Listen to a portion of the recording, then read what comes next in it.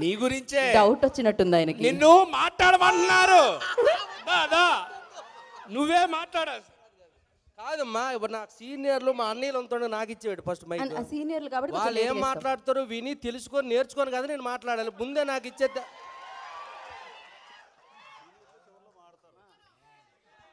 రెంటకి డబ్బు లేదు, అదే రెంట్కే అన్నాను. రెంటకి డబ్బు లేదు, తానానికి సబ్బు లేదు, పెనం మీద దోసు లేదు, లైఫ్ మీద ఆశ లేదు అన్నా. రాన్న ఒకసారి నువ్వు రా అన్న. ఇది పాడిన తర్వాత ఆయన ట్యూనింగ్ రాసిపోయింది. రా అన్న. ఈయన చూడడానికి బూడిద గుమ్మడికాయలాగా రౌండ్ కొంటాడు కానీ ఈయన ఇచ్చిన మాసు సాంగ్ ఉంది, అందరు విన్నారు కదా. అది మన బతుకులన్నీ అలాంటిదే కదా, పాటకు సంబంధించిందే కదా. కానీ ఎవరు బయటికి చెప్పుకోము, నేను చెప్తున్నాను. ఏటి ఏటి అన్నవా హాస్టల్ ఫీజు అంటండి. చూడండి వీళ్ళందరూ మీకు రెడీగా ఉంటారు. ఇంకా నాకు మీ అందరం చూస్తుంటే గీతాంజలి సినిమా రిలీజ్ రోజు ఫస్ట్ రోజు చూస్తున్నట్టుగా ఉందబ్బా. 10-12 సంవత్సరాలు అయింది గీతాంజలి 1. ఇది మళ్ళీ గీతాంజలి ఏమంటే 10 ఏళ్ళు అయింది. అంటే ఇంక 2 ఏళ్ళు నేను పెంచాను.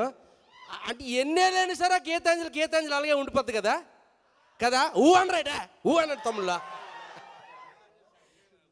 ఏదేదే సంవత్సరాలు మాట్లాడితే గీతాంజలి శకల శంకర్ అవుద్ది. అట్నే ఉంటుంది అంటూ అట్లే ఉంటుంది ఆ సినిమా చేసి.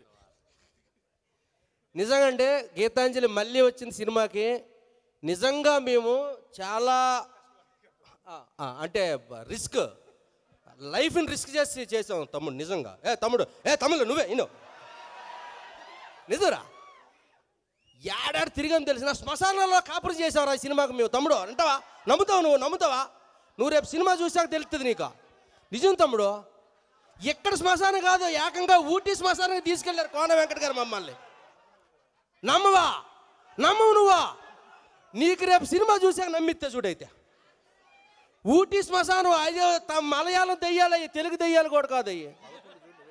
11 చూడు నువ్వే నమ్ముతావు తమ్ముడు. నిజరా? తెలుగు దెయ్యాలతో ఏదో పడుతున్నాం సరే పోను ఓకే. మలయాళం దెయ్యాలు కేరళలో, తెలుగు రావట్లకి, మాకు మలయాళం రాదు. తమిళ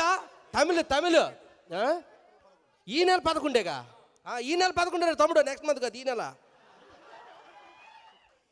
మీరందరూ ఈ సినిమాని ఘన విజయం చేయాలి. ఎందుకంటే ముఖ్యంగా ఈ సినిమా మా అంజలి పాప కోసం 100%. Please claps. తన 50వ